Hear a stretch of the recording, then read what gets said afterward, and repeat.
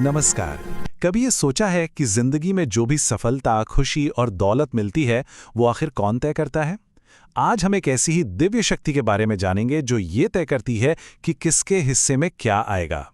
जरा इस पर सोचिए, क्या हो अगर अच्छी किस्मत कोई लॉटरी न हो, बल्कि ब्रह्मांड का दिया हुआ एक तय हिस्सा हो। यही सवाल आज हमारी पूरी बातचीत का सेंटर पॉइंट है। तो ये भग आखिर हैं कौन? देखिए, भग एक बहुत ही प्राचीन वैदिक देवता हैं और उनके नाम का मतलब ही है बांटने वाला। जी हाँ, यानी भाग्य, हिस्सा, किस्मत, ये सारी बातें उन्हीं से जुड़ी हैं। वही हैं जो सबके हिस्से का सौभाग्य बांटते हैं। तो चलिए अब थोड़ा और गहराई से जानते हैं कि वैदिक देवताओं के बीच भग की असल में भूमिका क्या है और वे कैसे हम सबका भाग्य तय करते हैं। भग का परिचय बड़ा ही दिलचस्प है। वे एक आदित्य हैं, यानी सूर्य देवताओं के समूह का हिस्सा और माता अदिति के पुत्र हैं। उन्हें समृद्धि और सुखी विवाल का देवता माना जाता है। जरा कल्पना कीजिए, एक युवा और तेजस्वी देवता जो सफेद घोड़ों वाले रथ पर बैठकर ब्रह्मांड के तोहफे बांट रहे हैं। बस कुछ ऐसे ही हैं भग। चलिए अब भक्त से जुड़ी कुछ पौराणिक कथाओं की दुनिया में चलते हैं। हम दो अलग अलग स्रोतों से उनकी कहानियों को जानेंगे, जो एक ही देवता के दो बिल्कुल अलग पहलू दिखाती हैं। और ये जानना बहुत ही मजेदार है कि समय के साथ भग की कहानियां कैसे बदलीं। पुराने वैदिक ग्रंथों में वो ब्रह्मांड की व्यवस्था संभालते हैं, लेकिन बाद की पौराणिक कथाओं में वो शादी और संतान के देवता बन गए। पर सबसे बड़ा बदलाव उनकी आंखों को लेकर है। एक कहानी में उन्हें दिव्य दृष्टि मिलती है, तो दूसरी में वे अपनी आंखें ही खो देते हैं। तो कहानी की शुरुआत होती है एक बहुत बड़े यज्ञ से, यानी एक महान वैदिक अग्नि अनुष्ठान। लेकिन माहौल में थोड़ा तनाव है। देवताओं के बीच ईर्ष्या बढ़ रही है, जो एक बड़े टकराव का मंच तैयार कर रही है। और फिर आता है कहानी का सबसे चौंकाने वाला मोड़। गुस्से में भरे शक्तिशाली देवता रुद्र भग पर हमला करके उनकी आंखें छीन लेते हैं। सोचिए तो सही, एक ही पल में भाग्य बांटने वाला देवता खुद दुर्भाग्य का शिकार हो गया। लेकिन रुकिए, कहानी यहां खत्म नहीं होती।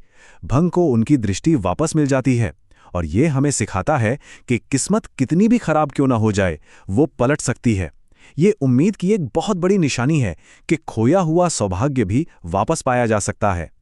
अब कहानियों से आगे बढ़कर देखते हैं कि हजारों साल पुराने पवित्र ग्रंथों में भग के बारे में असल में क्या लिखा है, जहां से इन सब कहानियों की जड़ें जुड़ी हैं। ये सीधा ऋग्वेद से लिया गया एक श्लोक है, जिसमें लोग भग से धन और सही रास्ता दिखाने की प्रार्थना कर रहे हैं। इससे पता चलता है कि हजारों साल पहले भी लोग उन्हें समृद्धि और मार्गदर्शन का स्रोत मानते थे। और ये दूसरा भजन खास तौर पर शादी के समय बोला जाता है। यहाँ लोग भक्त से सिर्फ पैसा नहीं, बल्कि एक खुशहाल और समृद्ध शादीशुदा जिंदगी का आशीर्वाद भी मांग रहे हैं, जो उनके प्रभाव के दूसरे पहलू को दिखाता है। और ये 7 नंबर, ये बहुत खास है। क्यों? क्योंकि दुनिया के सबसे पुराने ग्रंथों में से एक ऋग्वेद 10 किताबों में बटा हुआ है, जिन्हें मंडल कहते हैं। और इसके 7वें मंडल में भग की प्रशंसा में कई भजन लिखे गए हैं। इससे ये साफ पता चलता है कि उनकी पूजा कोई नई बात नहीं, बल्कि हजारों साल पुरानी वैदिक परंपरा का एक बहुत ही अहम हिस्सा रही है। तो चलिए अब देखते हैं कि प्राचीन काल के ये देवता आज के ज्योतिष शास्त्र में कैसे जिंदा हैं। हम जानेंगे कि वैदिक ज्योतिष में भग की क्या भूमिका है और वो आज भी हमारे जीवन को कैसे प्रभावित करते हैं। ज्योतिष में हर व्यक्ति का एक जन्म नक्षत्र होता है, जो आकाश में एक खास तारा समूह है। भग पूर्वा फाल्गुनी नाम के नक्षत्र के स्वामी हैं। ये नक्षत्र कला, प्रेम और आराम से जुड़ा है। इसका निशान एक बिस्तर या झूला है, जो सुकून और साथ को दिखाता है। इन गुणों का मेल बहुत खास है। इसका स्वामी ग्रह शुक्र सुंदरता और प्रेम लाता है, तो आग का तत्व रचनात्मक ऊर्जा देता है। इसका प्रतीक आराम को दिखाता है, और इसकी शक्ति संतान सुख से जुड़ी है। ये सब मिलकर एक बहुत ही अच्छी और शक्तिशाली ऊर्जा बनाते हैं। माना जाता है कि जो लोग इस नक्षत्र में पैदा होते हैं, वे बहुत आकर्षक, रचनात्मक और मिलनसार होते हैं।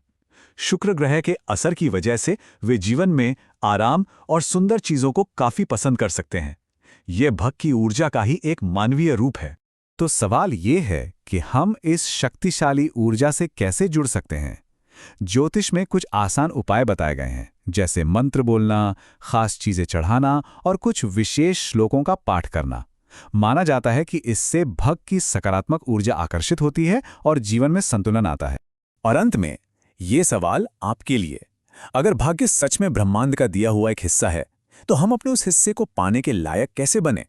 ये सवाल हमें सिर्फ किस्मत के भरोसे बैठने के बजाय अपने कर्म और अपनी जिम्मेदारियों के बारे में सोचने पर मजबूर कर देता है।